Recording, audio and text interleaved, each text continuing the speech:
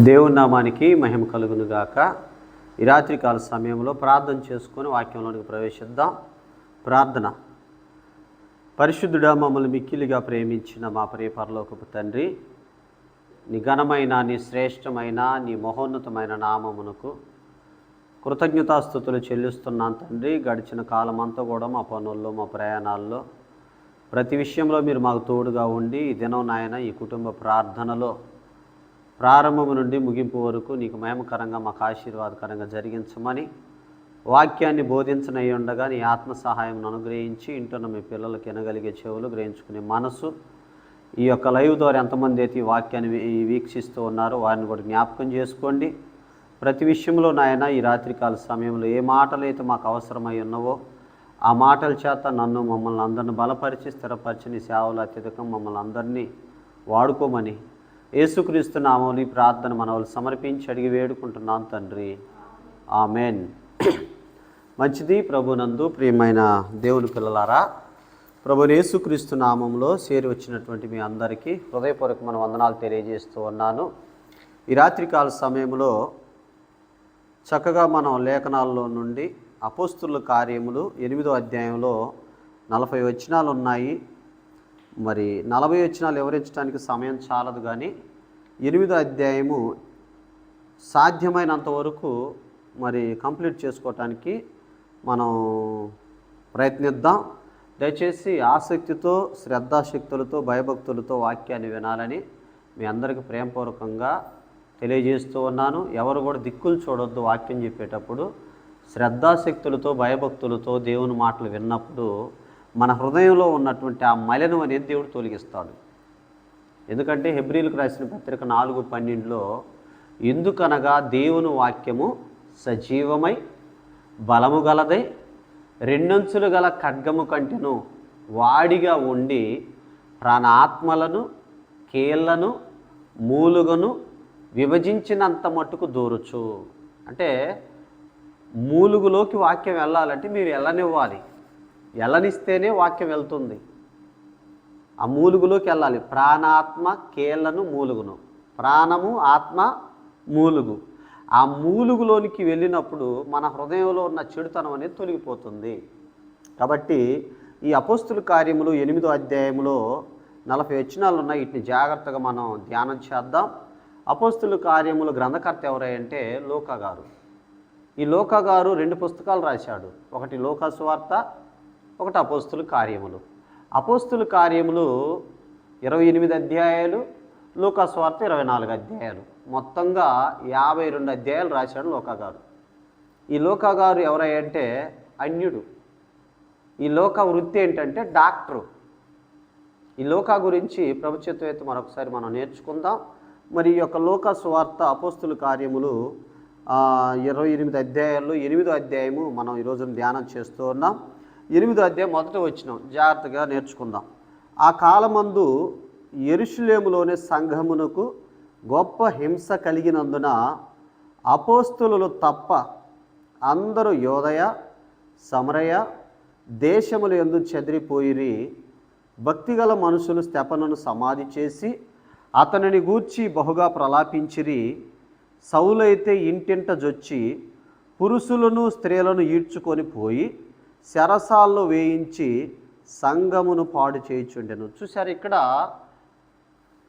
అపోస్తుల కార్యం 8వ అధ్యాయం మొదటి వచనంలో ఆ కాలమందు సంఘానికి గొప్ప హింస. హింస కాదంట, గొప్ప హింస. ఆ కాలమందు అంటే ఏ కాలమందు అంటే ఏ కాలమందు అంటే స్తెఫనును చంపేశారు. అపోస్తుల కార్యం 6వ అధ్యాయం 7వ అధ్యాయంలో స్తెఫను వాక్యాన్ని అందిస్తాడు. స్తెఫను వాక్యాన్ని అందించినప్పుడు ఆ కాలమందు 6వ అధ్యాయం 7వ అధ్యాయంలో 7వ అధ్యాయంలో భారీ ప్రసంగం చేస్తాడు స్తెఫను గారు. ఆ భారీ ప్రసంగం చేసిన తర్వాత వాళ్ళు ఏం చేస్తారంటే స్తెఫన్ని రాళ్లతో కొట్టి చంపేస్తారు. ఆ చంపిన తర్వాత ఇక్కడ 8వ అధ్యాయము 7వ అధ్యాయానికి కొనసాగింపు 8లో ఏం చెప్తున్నాడంటే ఆ కాలమందు సంఘమునకు గొప్ప హింస. ఎందుకు హింస కలిగిందంటే సౌలు అనే వ్యక్తి వచ్చి పురుషులను, స్త్రీలని కూడా చూడకుండా కొట్టి చంపుతూ ఉన్నాడు. వారిని హింస పెడుతూ ఉన్నాడు సౌలు. గొప్ప హింస కలిగితే ఆ యొక్క కాలంలో అపోస్తులు మాత్రమే యెరూషలేములో ఉన్నారు. కానీ మిగతా మొత్తం సంఘం కూడా చెదిరిపోయారు వాళ్ళు. ఆ కాలమందనే మాటకి మనం నేర్చుకోవాలి. ఆ కాలమందంటే సంఘానికి గొప్ప హింస కలిగింది. హింస అంటల్లా, గొప్ప హింస కలిగినందున అపోస్తులు తప్ప అందరు చెదిరిపోయారు. యోదయ సమరయ ప్రాంతములకి వెళ్ళిపోయారు. సంఘానికి గొప్ప హింస కలిగింది కాబట్టి వెళ్ళిపోయిన వెంటనే మీరు చూసినట్లయితే అక్కడ ఏం చేశారంటే, ఇక్కడ అద్భుతమైన విషయం ఏంటంటే, భక్తి గల మనుషులు స్టెఫన్ ఏం చేశారంటే చంపారు కదా, సమాధి చేశారు. ప్రలాపించి ఏడ్చి భక్తి గల మనుషులు ఏం చేశారంటే స్టెఫన్ సమాధి చేశారు. సౌలు ఇంటింట జొచ్చి అనే పదం మనం చదువుకుంటాం. సౌలు ఇంటింట జొచ్చి పురుషులను స్త్రీలను ఈడ్చుకొని పోయి, సౌలు ఒక మాటలో చెప్పాలంటే యోధ మతోన్మాది సౌలు. 7వ అధ్యాయంలో స్టెఫన్ చనిపోయిన తర్వాత సౌలు 9వ అధ్యాయానికి వచ్చేసరికి మారుతాడు. అది 9వ అధ్యాయంలోకి వచ్చినప్పుడు నేను వివరిస్తాను. అయితే 8వ అధ్యాయంలో ఇక్కడ మనం ఆత్మీయ పాఠం నేర్చుకోవాల్సింది ఏంటంటే, సౌలు అయితే ఇంటింట జొచ్చి పురుషులను స్త్రీలను ఈడ్చుకొని పోయి చెరసాల్లో వేయించి సంఘమును పాడు చేయించుండెను. సంఘం అంటే మీరు ఒకటి తెలుసుకోవాలి. సంఘము అంటే ఈ యొక్క కట్టడం కాదు, సిమెంటు, ఇసుక, ఇనుము, లేకపోతే ఇటుకలు, ఈ కట్టడం గురించి చెప్పట్ల. సంఘము అంటే అర్థం ఏంటంటే పిలువబడిన ప్రజలు, పరిశుద్ధులు గుంపు. మనకు పేతురు రాసిన మొదటి పత్రిక 2:9లో, అయితే మీరు చీకటిలో నుండి ఆశ్చర్యకరమైన తన వెలుగులోనికి మిమ్మును పిలిచిన, సంఘము అంటే పిలిచిన వారు, పిలువబడిన వారు, మిమ్మును పిలిచిన వాని గుణాతిశయములను ప్రచురము చేయి నిమిత్తము అంటాడు. ఏర్పరచబడిన వంశము, రాజులైన యాజక సమూహము, పరిశుద్ధ జనము, దేవుని సొత్తైన ప్రజలనై ఉన్నారు. సంఘము అంటే ఎవరు? పరిశుద్ధుల గుంపు. సంఘాన్ని పాడు చేస్తూ ఉన్నాడు సౌలు. అయితే ఇక్కడ మనం 4వ వచనంలో చూస్తే, కాబట్టి చెదిరిపోయి వారు సువార్త వాక్యమును ప్రకటించుచు సంచారం చేసిరి. సువార్త మాత్రం ఆగట్లా. చెదిరిపోయిన వారు కూడా సువార్త మాత్రం ఆగట్లా. సువార్త ప్రకటన అనేది జరుగుతుంది. మనకు అపోస్తుల కార్యం 1:8లో మూలవాక్యం. ఒకసారి ఆ వాక్యం మనం నేర్చుకుందాం. ఒకసారి అపోస్తుల కార్యం 1:8లో ఏమి రాయబడిందంటే, అయినను పరిశుద్ధాత్మ మీ మీదకి వచ్చినప్పుడు మీరు శక్తి నొందెదరు గనుక మీరు యెరూషలేములోను యోదయ సమరయ దేశములే అందంతటను బూదిగంతముల వరకు నాకు సాక్షులయ్యుందురని వారితో చెప్పాను. చూడండి, ఇక్కడ సువార్త ఎక్కడి వరకు వెళ్ళాలంట? యోదయ సమరయ బూదిగంతముల వరకు వెళ్ళాలి. అప్పటి వరకు సంఘంలో ఈ యొక్క అపోస్తుల కార్యం 1వ అధ్యాయం నుండి 7వ అధ్యాయం వరకు సువార్త మొత్తం యెరూషలేములోనే జరుగుతుంది. వాళ్ళు ఎటు వెళ్ళట్లా. అయితే దేవుని యొక్క ఉద్దేశం, దేవుని యొక్క సంకల్పం ఏంటంటే యోదయ సమరయ బూదిగంతముల వరకు సువార్త వెళ్ళాలి. దేవుని సంకల్పం. అక్కడ అపోస్తుల కార్యం 7వ అధ్యాయంలో స్టెఫను చనిపోయిన తర్వాత సంఘానికి హింస వస్తే ఆ హింసలో అనేకులు చెదిరిపోయారు. అపోస్తులు మాత్రమే ఉన్నారు ఎక్కడ? యెరూషలేములో. వీళ్ళు చెదిరిపోయినటువంటి వారు ఏం చేస్తున్నారంటే సువార్త ప్రకటిస్తూ ఉన్నారు. ప్రకటన ఆగలేదండి. చెప్పేవాడు సువార్త నువ్వు చెప్పొద్దన్నా ఆగేవాడు, చెప్పేవాడు ఎక్కడ ఆగడు. ఎందుకంటే సువార్త ప్రకటన అనేది ఆగేది కాదు. అది క్రీస్తు 2వ రాకడ వరకు సువార్త ప్రకటన జరుగుతూనే ఉంటుంది. ఎంతమంది అడ్డుకున్నా, ఎంతమంది ఏం చేసినా కానీ సువార్త ప్రకటన అనేది ఆగదు. ఎందుకంటే ఒక మనిషి కాదు సువార్త ప్రకటించేది, క్రీస్తు ఉన్నాడు వారి వెనకాల. ప్రభునందు ప్రేమ దేవుని పిల్లలారా, ఇక్కడ వీళ్ళు ఏం చేశారంటే, కాబట్టి చెదిరిపోయి వారు సువార్త వాక్యమును ప్రకటించుచు సంచారం చేసిరి. సంచారం ఒక్కసారి ఉండల వాళ్ళు, సువార్త సంచారం జరుగుతూ ఉన్నది. సంచారం చేసిరి. అప్పుడు ఫిలిప్పు సమరయ పట్టణం వరకుని వెళ్ళి క్రీస్తును వారికి ప్రకటించుచుండెను. చూసారా? ఎవరి ఫిలిప్ అంటే భోజనం ఏర్పాటు చేసుకున్నటువంటి 10 మందిలో ఒక వ్యక్తి, 7గురిలో 10,000 మంది సంఘం అనుకుంటే, సంఘం స్థాపన జరిగిన తర్వాత సంఖ్యకి విస్తరించిన తర్వాత 10,000 మంది అనుకుంటే 10,000 మందిలో 7గురిలో ఒకటి ఈ ఫిలిప్పు. ఈ ఫిలిప్కి ఈ ఫిలిప్పుకి కన్యకగా ఉన్నటువంటి వ్యక్తులు, స్త్రీలు 4 ఉన్నారు. కన్యకగా ఉన్నవారు, వారు ప్రవచించేవారని అపోస్తుల కార్య 21 అధ్యాయంలో రాయబడింది. ఆ ఫిలిప్పేనా, సువార్థికుడైన ఫిలిప్పేనా. ఈ యొక్క ఫిలిప్ ఏం చేస్తున్నాడంటే సువార్త ప్రకటన ఎక్కడికి వెళ్ళి ప్రకటిస్తూ ఉన్నాడంట? సమరయ పట్టణానికి వెళ్ళాడు. ఈ 8వ అధ్యాయంలో ఏదైతే ఉన్నదో అదే నేర్చుకుంటున్నాం మనం, జాగ్రత్త గమనించాలి. ఏం చేస్తున్నాడంటే ఫిలిప్పు 5వ వచనంలో, అప్పుడు ఫిలిప్పు సమరయ పట్టణం వరకుని వెళ్ళి క్రీస్తును వారికి ప్రకటించుచూ ఉండెను. జనసమూహములు విని ఫిలిప్పు చేసిన సూచక్రియలను చూసినందున అతడు చెప్పిన మాటలు యందు ఏక మనసుతో లక్ష్యముంచగా అనేకులను పట్టిన అపవిత్రాత్మలు పెద్ద కేకలు వేసి వారిని వదిలిపోయెను. పక్షవాయువు గలవారును కుంటివారును అనేకులు స్వస్థత పొందిరి. అందుకు ఆ పట్టణంలో మిగులు సంతోషం కలిగెను. ఫిలిప్పు సమరయ పట్టణానికి వెళ్ళి సువార్త ప్రకటిస్తూ ఉన్నాడు. ఆ సువార్త ప్రకటన చేస్తూ ఈయన ఏం చేస్తున్నాడంటే అద్భుతాలు, సూచక్రియలు, మహత్కార్యాలు చేస్తూ ఉన్నాడు. మీరు గమనించండి, ఈరోజు చేసే అద్భుతాలు లాంటివి కాదు, ఆ రోజు చేసిన అద్భుతాలు. ఆ రోజు చేసిన అద్భుతాలు, స్వస్థతలు అవి ఎలా ఉన్నాయంటే చనిపోయిన వ్యక్తిని లాజరు బయటికి రమ్మని కానీ బ్రతికాడు. అది అద్భుతం, స్వస్థత, అద్భుతం. అది ఒక మాటలో చెప్పాలంటే మహత్కార్యం అంటారు. అపోస్తుల యొక్క ఆ యొక్క పౌలు గారి గురించి చూస్తే పౌలు గారి యొక్క చేతి గుడ్డలు నడికొట్లు తగిలిలాగానో స్వస్థతలు ఇచ్చాయి. అయితే ఈ ఫిలిప్ ఏం చేస్తున్నాడంటే దేవుని రాజ్యం గురించి ఒకవైపు ప్రకటన చేస్తూ ఆ సమరయ పట్టణానికి వెళ్ళి సువార్త ప్రకటిస్తూ ఉన్నాడు. అక్కడ పక్షవాయు కలిగిన వారు, కుంటివారు, అనేక మంది మరి ఆ యొక్క ఎలా ఉన్నారంట చూడండి. అక్కడ అనేకులు పట్టిన అపవిత్రాత్మలు పెద్ద కేకలు వేసి వారిని వదిలిపోయిను. పక్షవాయు గలవారును కుంటివారును అనేకులు స్వస్థత పొందిరి. అనేకులు వచ్చారు, స్వస్థత పొందుకున్నారు.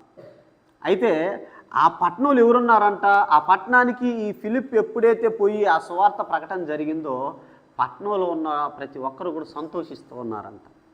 ఏమంటే అర్థమవుతుందా? ఇంకెట్లా ముందుకెళ్తే 9వ వచనంలో, సీమోను అని ఒక మనుషుడు లోగడ ఆ పట్టణంలో గారడీ చేయుచు తానెవడో ఒక గొప్పవాడని చెప్పుకొనుచు సమరయ జనులను ఇబ్రాంతిపరచుచుండెను.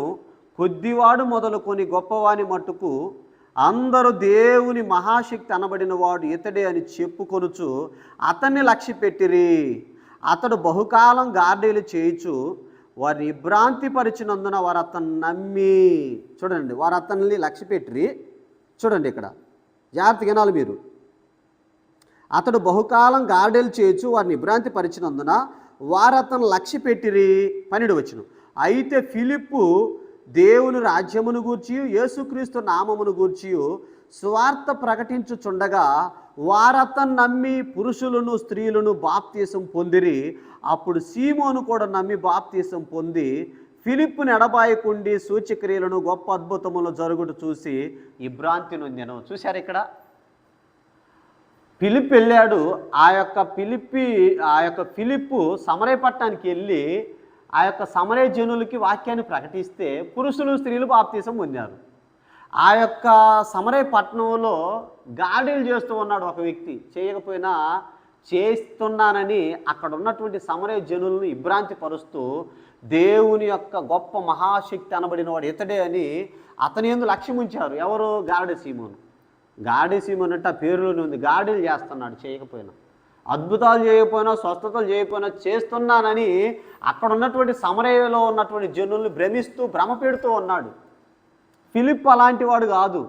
ఊరే నేను ఇంతకాలం నేను ఈ సమరయ ప్రజలను నేను మోసం చేస్తే ఇతను ఎక్కడి నుంచి వచ్చాడు, ఇతను నిజంగా సూచక్రియలు మహత్కార్యాలు అద్భుతాలు ఇతని ద్వారా నిజంగా దేవుడు జరిగిస్తున్నాడని ఫిలిప్ని ఎడబాయట్లేదంట. ఫిలిప్ వెంటనే ఉంటున్నాడంట. ఎవరు?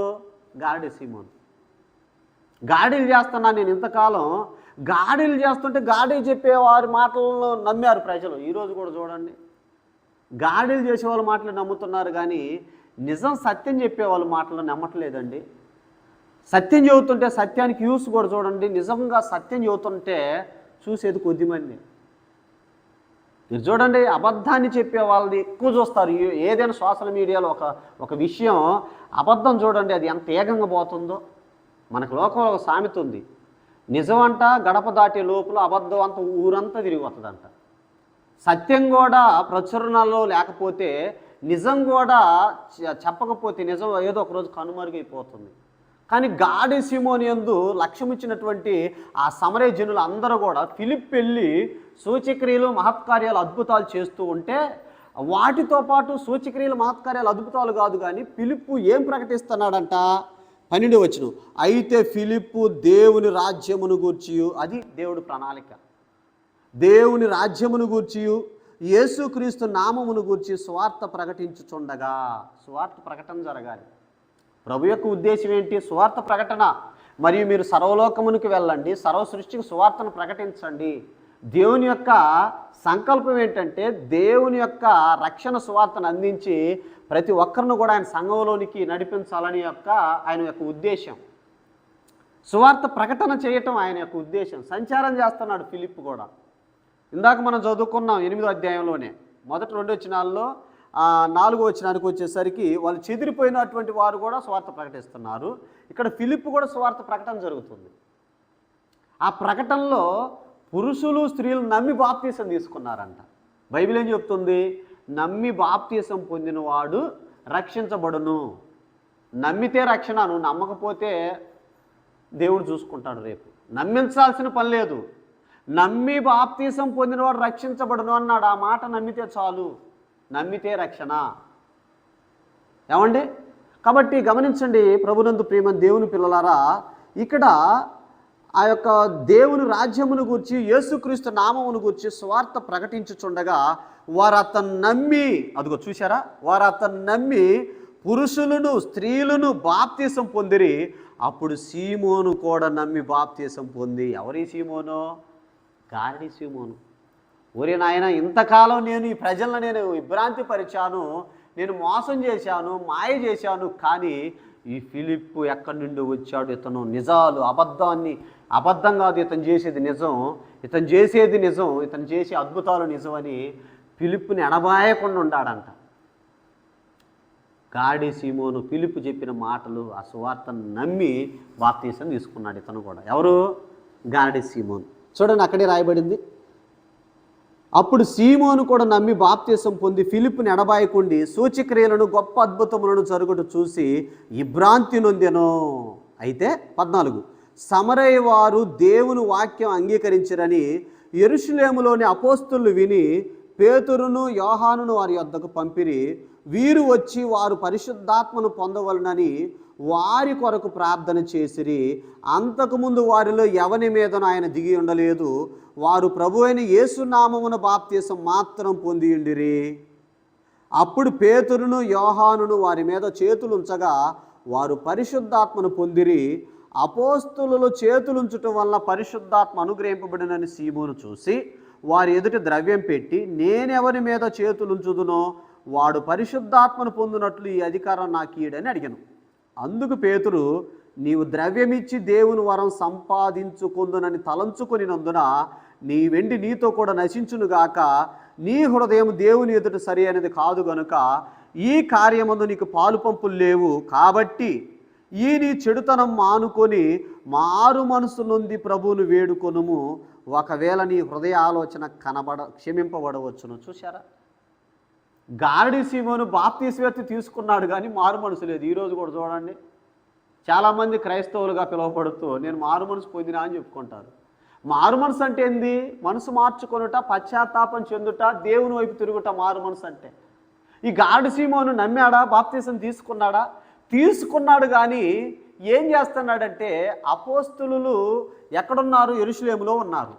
సమరయలో ఉన్నటువంటి జనులు వాక్యాన్ని అంగీకరించారని అపోస్తలులకు తెలిస్తే అక్కడ ఉన్నటువంటి పేతురు యోహానులు గారు యెరూషలేము నుండి సమరయకు వచ్చారు. దేవుని వాక్యం అంగీకరించారని. ఎందుకంటే వీళ్ళు మోస్ట్ సీనియర్స్. ఒక మాటలో చెప్పాలంటే పేతురు గారు ఎవరు? పరలోక రాజ్యపు తాళపు చెవులు పొందుకున్న వ్యక్తి. అంటే పరలోక రాజ్యం తాళపు చెవులు అంటే అర్థం ఏంటంటే సంఘం పరలోక రాజ్యం అంటే. పేతురు గారికి పరలోకపు రాజ్యం యొక్క తాళపు చెవులు ఇచ్చాడు. తాళం అంటే పేతురు గారు ప్రసంగం మనకు అపోస్తుల కార్యం 2వ అధ్యాయంలో చాలాసార్లు చెప్పాను మీకు. అపోస్తుల కార్యం 2వ అధ్యాయంలో వాక్యం చెబితే తాళం తీర్చి 3000 మంది సంఘంలోకి వస్తారు. ఏం చెప్పాడు అక్కడ? మీరు సిలువ వేసిన యేసుని దేవుడు ప్రభువుగాను క్రీస్తుగాను నియమించను. ఆ సువార్త ప్రకటన అపోస్తులు అక్కడ వాక్యం పేతురు చెప్పినప్పుడు 3,000 మంది సంఘంలోకి వస్తారు. ఆ తర్వాత 5,000 మంది సంఘ విస్తరణ జరిగిన తర్వాత ఇదిగో మనం 8వ అధ్యాయంలో ఉన్నాం ఇప్పుడు. ఆ పేతురు యోహాను గారు వచ్చి అపోస్తుల చేతులుంచితే అద్భుతాలు సూచక్రియలు మాత్కార్యాలు జరుగుతాయని గాడి సిమోనిని ఇదిగో నేను ఎవరి మీద చేతులుంచుతున్నానో నాకు కూడా అలాంటి వరం కావాలని కోరుకుంటున్నాడు. అప్పుడు పేతురు అంటున్నాడు, నువ్వు దేవుడు వరాన్ని డబ్బులు పెట్టి కొంటావా? నీ వెండి నీతోనే నశించును గాక. నీ హృదయాలోచన దేవుని ఎదుట సరి అనేది కాదు. దయచేసి దేవుణ్ణి ఏడుక్కో, నువ్వు క్షమించబడతావన్నాడు. అంటే మారు మనసు పొందానని చెప్పుకున్నాడు, కానీ బాప్తీసమే తీసుకున్నాడు, కానీ మారు మనసు లేదు. ఈరోజు చూడండి, కొంతమంది మారు మనసు పొందినామంటారు, అబద్ధాలు మానరు. మారు మనసు పొందినామంటారు, బూతులు మానరు. మారు మనసు పొందినామంటారు కానీ ఏమండి హింసించటం, నిందించటం, దూషించటం, శపించటం, తోటి సహోదరుని ఎలా పడితే అలా దుర్భాష మాట్లాడటం మనం చూస్తున్నాం సమాజంలో. క్రైస్తవులే, ప్రభునందు ప్రియమైన దేవుని పిల్లారా, క్రైస్తవులుగా మనం పిలువబడుతున్నటువంటి మనము దూషణకు ప్రతి దూషణ దూషించకూడదు. ఎందుకంటే మన ప్రభు ఎక్కడ కూడా ఆయన ఎవరిని దూషించలేదు. ఆయన శ్రమ పట్టబడ్డాడు కానీ బెదిరించలేదు. ఆయన ఏమండి ఆయన పాపం చేయలేదు, ఆయన నోటను కపటం లేదు, దూషించబడి బదులు దూషింపలేదు, శ్రమ పెట్టబడి న్యాయముగా తీర్పు తీర్చి దేవునికి తను తాను అప్పగించుకున్నాడు. మనం కూడా అలా ఉండాలి. ఇక్కడ మారు మనసు పొందినానని చెప్పుకుంటున్నటువంటి గారడి సీమోను అక్కడ ద్రవ్యం ఇచ్చి నాకు కూడా ఈ వరం కావాలనుకుంటుంటే పేతురు అంటున్నాడు, నీ వెండి నీతోనే నశించును కాక అన్నాడు. ఆ మాటని చివరికి 23లో అంటున్నాడు. 22 మళ్ళీ చదువుదాం. కాబట్టి నీ చెడుతనం మానుకొని మారు మనసు నుండి ప్రభువును వేడుకొనుము, ఒకవేళ నీ హృదయ ఆలోచన క్షమింపబడవచ్చును. నీవు ఘోర దుష్టత్వంలోను దుర్నీతి బంధకములోను ఉన్నట్టు నాకు కనబడుచున్నదని చెప్పెను. అందుకు సీమోను, మీరు చెప్పిన వాటిలో ఏది నా మీదకు రాకుండా మీరే నా కొరకు ప్రభువును వేడుకొనుడని చెప్పాను. అయ్యా మీరే వేడుకోండి అయ్యా ప్రభువుని. ఏమండి మీరే నా కోసం వేడుకోండి అని సీమోను పేతురు యోహానులను అడుగుతూ ఉన్నాడు. వేడుకోండి అయ్యా, చెప్పండి అయ్యా, నా గురించి ప్రార్థన చేయమంటున్నాడు. ప్రభునందు ప్రియమైన దేవుని పిల్లలారా, మీరు గమనించండి, ఇక్కడ మారు మనసు పొందినానని చెప్పుకొని గాడి సీమోను ఏం చేశాడు? మారు మనసు పొందల. మారు మనసు అంటే దేవుని వైపు తిరుగుట. మనకి ఇక జీవించేవాడు నేను కాదు, నా యందు క్రీస్తే అంటాడు పౌలు. అది మారు మనసు అంటే. 3,000 మంది మారు మనసు పొందారు, 5,000 మంది మారు మనసు పొందారు, సంఘంలోకి వచ్చారు. వారు ఈ లోకం కోసం బ్రతకల, దేవుడి కోసమే వాళ్ళు బ్రతికారు. తమ సరసరాస్తులు అమ్మారు, అపోస్తుల పాదాల దగ్గర పెట్టారు. ఈరోజు మిమ్మల్ని సరసరాస్తులు అమ్మట్ల దేవుడు. ఉంటున్నటువంటి సమాజానికి మీరు మాదిరికరంగా బ్రతికితే చాలు. మీ మాట, మీ చూపు, మీ ఆలోచన, మీ తలంపులు, మీ క్రియలు ఈ బిడ్డలు దేవుని బిడ్డలు, క్రైస్తవులని పిలువబడితే చాలు. మీరు ప్రభునందు ప్రియమైన దేవుని పిల్లలారా, ఇంకా మనం ముందుకు కొనసాగితే 25వ వచనంలో, అంతటా వారు సాక్ష్యం ఇచ్చుచు ప్రభు వాక్యం బోధించి, ఎవరు వారు? పేతురు యోహానులు. అంతటా వారు సాక్ష్యం ఇచ్చుచు ప్రభు వాక్యం బోధించి యెరూషలేమునకు తిరిగి వెళ్ళుచు సమరయులు అనేక గ్రామముల్లో సువార్త ప్రకటించుచూ వచ్చిరి. సువార్త ప్రకటన చూడండి ఏమండి, వాళ్ళకు సువార్త ప్రకటన జరుగుతూనే ఉంది. వాళ్ళు కష్టపడ్డారు కనుకని ఈ రోజున పరిశుద్ధ గ్రంథం బైబిల్ మన చేతికి వచ్చిందండి. వాళ్ళ సువార్త ప్రకటన సమరయుల్లో అనేక గ్రామంలో ఏం జరుగుతుందంట చూడండి. అంతటా వారు సాక్ష్యం ఇచ్చుచు ప్రభు వాక్యం బోధించి యెరూషలేమునికి తిరిగి వెళ్ళుచు సమరయులు అనేక గ్రామముల్లో సువార్త ప్రకటించుచు వచ్చిరి. ఏమండి ఇలా ముందుకు పోతే మనం 26వ వచనంలో, ప్రభువు దూత నీవు లేచి దక్షిణముగా వెళ్ళి యెరూషలేము నుండి గాజాకు పో అరణ్య మార్గమును కలుసుకోమని ఫిలిప్పుతో చెప్పగా అతడు లేచి వెళ్ళెను. అప్పుడు ఐథియోపియాలో రాణి అయిన కందాకే క్రింద మంత్రి అయి ఆమె యొక్క ధనాగారం అంతటి మీదనున్న ఐథియోపియుడైన నపుంసకుడు ఆరాధించుటకు యెరూషలేమునకు వచ్చి ఉండెను. అతడు తిరిగి వెళ్ళుచు తన రథం మీద కూర్చుండి ప్రవక్త అని యెషయా గ్రంథం చదువుచుండెను. అప్పుడు ఆత్మ ఫిలిప్పుతో, నీవు ఆ రథం దగ్గరకు పోయి దానిని కలుసుకొనమని చెప్పెను. ఫిలిప్పు దగ్గరకు పరిగెత్తుకొని పోయి అతడు ప్రవక్త అని యెషయా గ్రంథం చదువుచుండగా విని, నీవు చదువునది గ్రహించుచున్నావని అడగగా, అతడు ఎవడైనను నాకు త్రోవ చూపుకుంటే ఎలాగూ గ్రహింపగలనని చెప్పి రథమెక్కి తనతో కూర్చుండమని ఫిలిప్పును వేడుకొనెను. ఏమండి నిజంగా గ్రంథం చదివే వాళ్ళు అర్థం కాకపోతే వేడుకుంటారు. ఒక ఆర్థిక శాఖ మంత్రి, ఒక దేశానికి ఆర్థిక శాఖ మంత్రి అయ్యి ఒక ఐథియోపియుడు అనే నపుంసకుడు, ఆ నపుంసకుడు ప్రవక్త అని యెషయా గ్రంథం చదువుతున్నాడు. ఇప్పుడు అలా మనకు 66 పుస్తకాలు, ఇప్పుడు ఆదికాండం నుంచి ప్రకటన గ్రంథం వరకు 66 పుస్తకాలు అందుబాటులోకి వచ్చాయి. అప్పటి కాలంలో ఏ గ్రంథానికి ఆ గ్రంథం ఉండేది, యెషయా గ్రంథానికి యెషయా గ్రంథం ఉండేది. ఈయన నపుంసకుడు ఏం చేస్తున్నాడంటే యెరూషలేముకి వెళ్ళి దేవుణ్ణి ఆరాధించుకొని తిరుగు ప్రయాణంలో, ఏ దేవుడు? యెహోవా. ఆ కాలంలో ఆయన ఆరాధిస్తుంది ఎవరు? యెహోవాని. యూదుల సమాజ మందిరం ఉండేవి. అలాగని ఆ కాలంలో యూదుల ద్వారా తెలుసుకొని ఉన్నాడు సత్యాన్ని. యెరూషలేముకి 200 కిలోమీటర్ల దూరంలో ఉన్న యెరూషలేముకి వెళ్ళి అక్కడి నుండి ఆరాధించుకొని ఈయన తిరుగు ప్రయాణంలో ఉన్నాడు. ఒక 200 కిలోమీటర్లు అంటే మరి దగ్గర దగ్గర ఇప్పుడు ఉదాహరణకు హైదరాబాద్ నడిచిపోవాలంటే ఎన్ని రోజులు పట్టుద్దండి మీరు చెప్పండి? నపుంసకుడు రథాలు కాబట్టి ఒక 3 నెలలు పట్టవచ్చు. ఏమండి?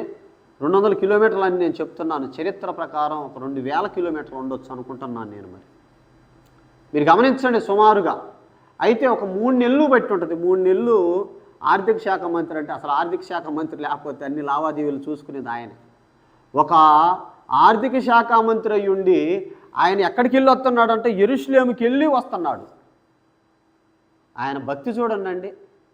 మరి మనకైతే ఏం బిజీ, ఆదివారం రావటానికి కూడా బిజీయే మనకి. ఇంటి పక్కనే చర్చి ఉండదు, రాలేరు మనోళ్ళు. కానీ నపుంసకుడికి ఎక్కడికి వెళ్తున్నాడు? యెరూషలేముకి వెళ్ళి తిరుగు ప్రయాణంలో ఉన్నాడు.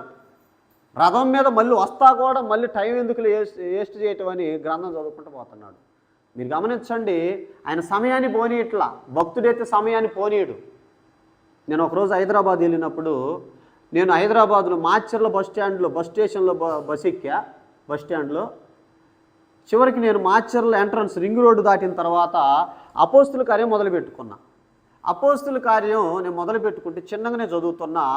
అపోస్తుల కార్యం నేను మొదలుపెట్టుకుంటే కరెక్ట్గా హైదరాబాద్ పోయే లోపల 28 అధ్యాయాలు చదివా అపోస్తుల కార్యముల గ్రంథం.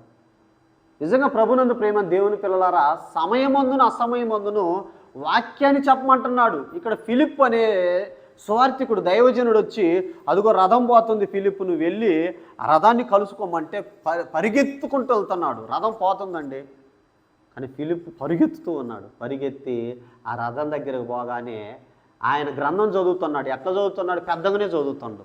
ఈయన అన్నాడు, నువ్వు చదువునది గ్రహించుచున్నావని అడిగాడు. ఎవరు? ఫిలిప్. అయ్యా నాకు అర్థం కావట్లేదు అయ్యా, నాకు చెప్పాయి అంటున్నాడు. వేడుకుంటున్నాడు ఫిలిప్ని. ఏమంటే అర్థం కాకపోతే అడగాలి ఏదైనా కానీ. అర్థమైనట్టు నటిస్తే నిన్ను నువ్వు మోసం చేసుకుంటావు. ప్రవక్త అయిన యెషయా గ్రంథం చదువుతుంటే ఆయనకు అర్థం కాకపోతే నాకు త్రోవ చూపుకుంటే ఏమంటున్నాడు చూడండి. అక్కడ చూడండి ఒకసారి ఆ వచ్చిన మళ్ళీ చదువుకుందాం. 29 చదువుదాం మళ్ళీ. అప్పుడు ఆత్మ ఫిలిప్తో, నీవు ఆ రథం దగ్గరకు పోయి దాన్ని కలుసుకోనమని చెప్పాను. ఫిలిప్ దగ్గరకు పరిగెత్తుకొని పోయి అతడు ప్రవక్త అయిన యెషయా గ్రంథం చదువుచుండగా విని, నీవు చదువునది గ్రహించుచున్నావని అడగగా, అతడు ఎవడైనాను నాకు త్రోవ చూపుకుంటే ఎలాగూ గ్రహింపగలనని చెప్పి రథం ఎక్కి తనతో కూర్చుండమని ఫిలిప్పును వేడుకున్నాడంటండి. ఒక ఆర్థిక శాఖ మంత్రి అయ్యండి, ఒక దైవజనుడు అనేటువంటి ఫిలిప్పుని, స్వార్థికుడైనటువంటి ఫిలిప్పుని, నాకు చెప్పాయా నాకు అర్థం కావట్లేదని వేడుకున్నాడంట. ఈరోజు చెప్తున్నా కానీ వినేవాళ్ళు లేరండి. నాకు అంతా తెలుసుని అంటున్నారు ఈరోజు. అయ్యా అది కాదయ్యా, దయచేసి వినండి అయ్యా అంటుంటే వింటం లేదండి. ప్రభునందు ప్రేమ దేవుని పిల్లారు గమనించండి. వేడుకున్నాడంటేనా. వేడుకోగానే ఏం చేసిండంట? 32 వచనం, అతడు లేఖనమందు చదువుచున్న భాగమేదనగా ఆయన గొర్రెవలే వదకు తేబడెను, బొచ్చు కత్తిరించి వాని ఎదుట గొర్రె పిల్ల ఎలాగూ మౌనముగా ఉండునో అలాగే ఆయన నోరు తెరవకుండెను. ఆయన దీనత్వమును బట్టి ఆయనకు న్యాయ విమర్శ దొరకకపోయెను. ఆయన సంతానమును ఎవరెవరింతురు? ఆయన జీవం భూమి మీద నుండి తీసివేయబడినది. అప్పుడు నపుంసకుడు, ప్రవక్త ఎవరిని గూర్చి ఇలాగ చెప్పుచున్నాడు? తన్ను గూర్చియా వేరొకను గూర్చియా? దయచేసి నాకు తెలపమని ఫిలిప్పుని అడిగాను.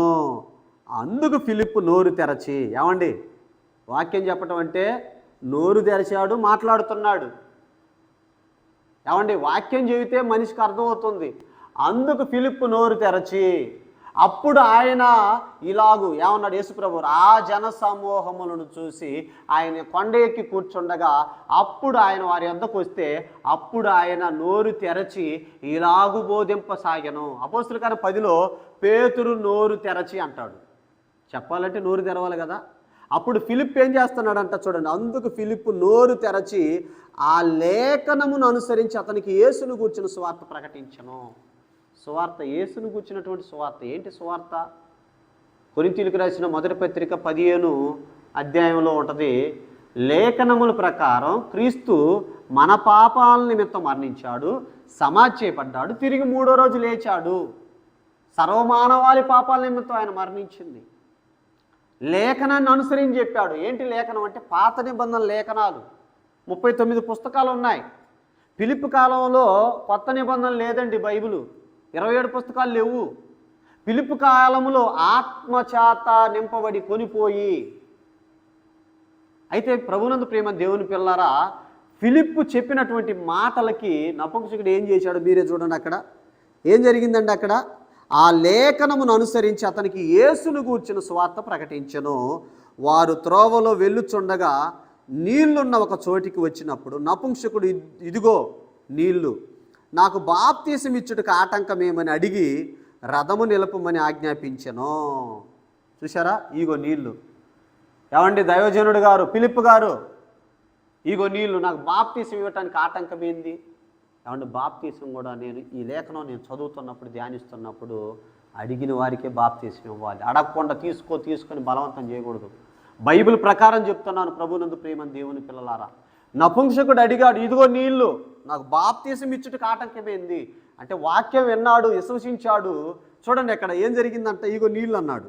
ఆ నీళ్ళు అనగానే చూడండి ఒకసారి 36, వారు త్రోవలో వెలుచుండగా నీళ్లున్న ఒక చోటికి వచ్చినప్పుడు నపుంసకుడు, ఇదిగో నీళ్లు, నాకు బాప్తీసం ఇచ్చుటకు ఆటంకమేమని అడిగి రథము నిలపమని ఆజ్ఞాపించెను. ఫిలిప్పు, నీవు నీ పూర్ణ హృదయంతో విశ్వసించిన ఎడల పొందవచ్చునని చెప్పెను.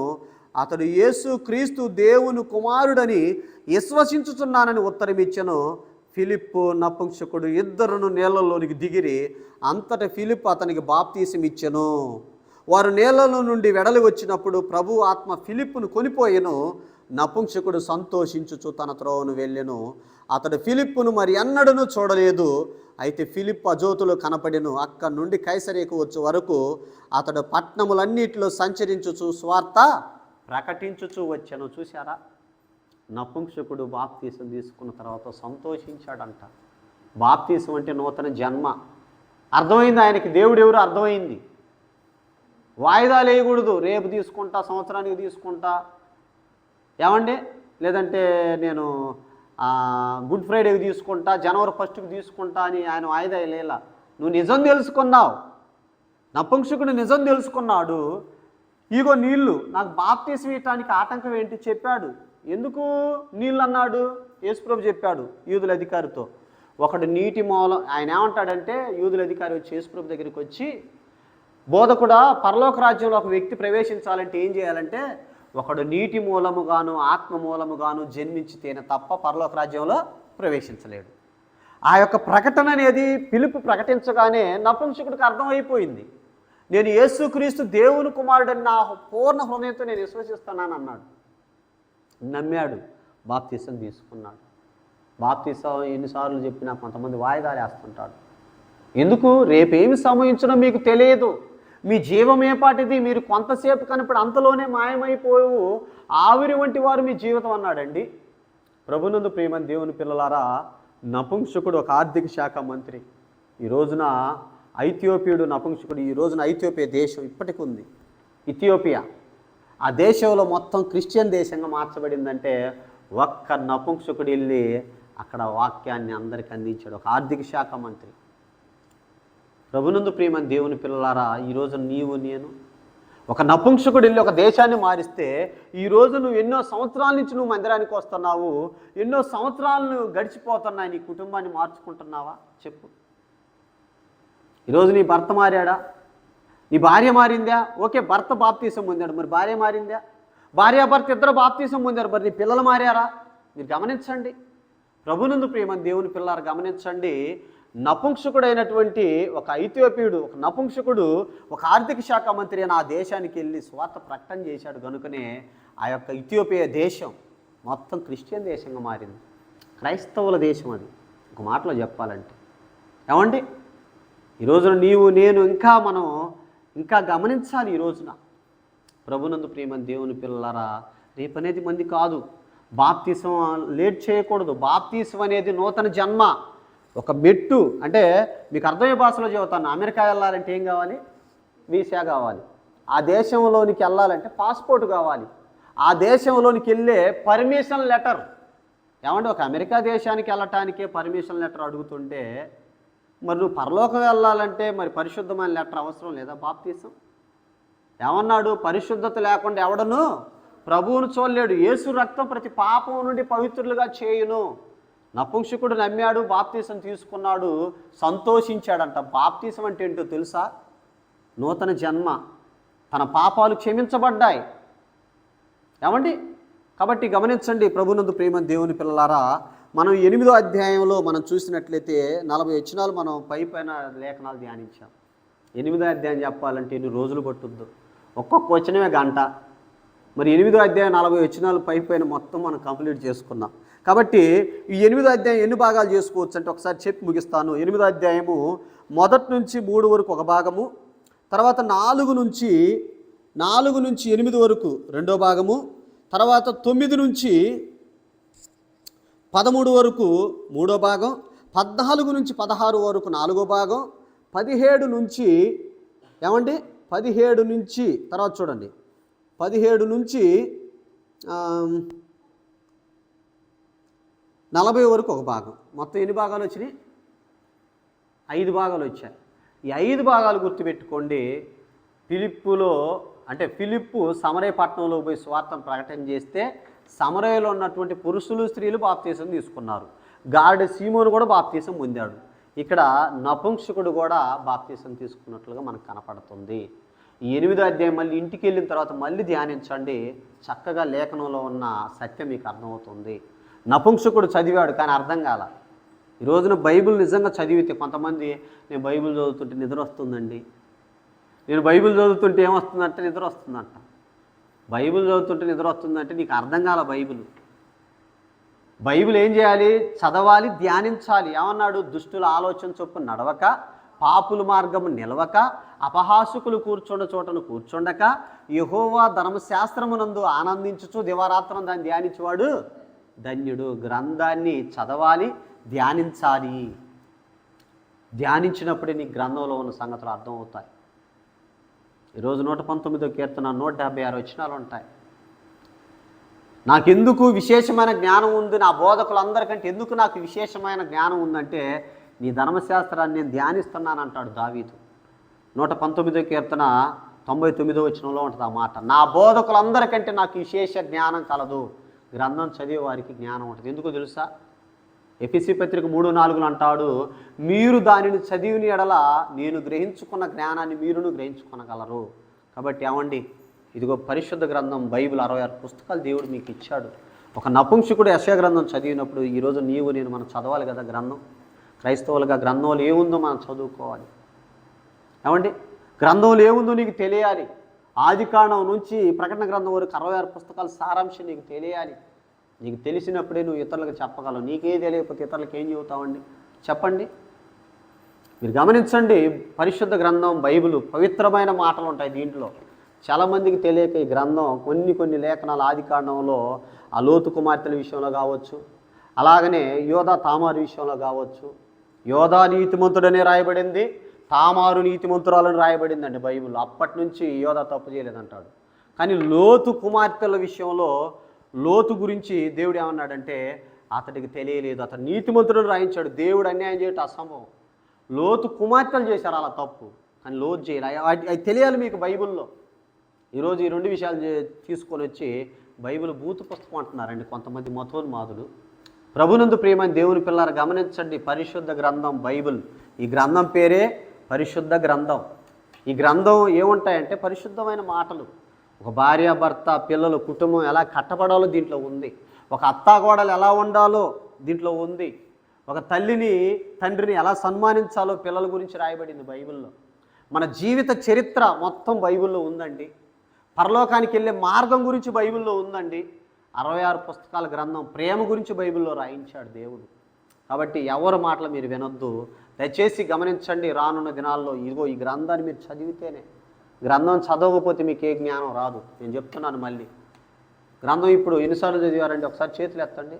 గ్రంథం నేను ఇప్పుడు 5 సార్లు చదివినాను అన్నోళ్ళు చేతులు ఎత్తండి. ఒక్క చెయ్యి లేదు. నేను 2 సార్లు చదివినాను అన్నోళ్ళు చేతులు ఎత్తండి, అబ్బా ఒక్క చెయ్యి లేచింది, 2 చేతులు లేచింది. గ్రంథం చదవండి ఖచ్చితంగా. గ్రంథం నువ్వు ఎన్నిసార్లు చదవాలి, ధ్యానించగలుగుతావు. నపుంసకుడు ఒక ఆర్థిక శాఖ మంత్రి ఉండి టైం ఎందుకు వేస్ట్ చేయాలని రథం మీద కూర్చొని గ్రంథం చదువుతున్నాడంటే, ఈరోజు మనం గ్రంథం చదవకపోతే, చదివాడు కనుకనే, గ్రంథంలో ఏముందో తెలుసుకోవాలని అనుకున్నాడు కనుకనే పిలుపుని పంపించాడు. నువ్వు కూడా గ్రంథం చదవకపోతే, ఏమండి నువ్వు గ్రంథం చదువుతున్నప్పుడు నీకు అర్థం కాకపోతే దేవుడు కూడా అర్థం చేసుకున్న దైవజనుని పంపిస్తాడు నీ దగ్గరికి ఖచ్చితంగా. మీరు గమనించండి, అర్థం చేసుకుంటే గ్రంథంలో పరిశుద్ధ గ్రంథం అండి, దీంట్లో తప్పులే కనపడవు.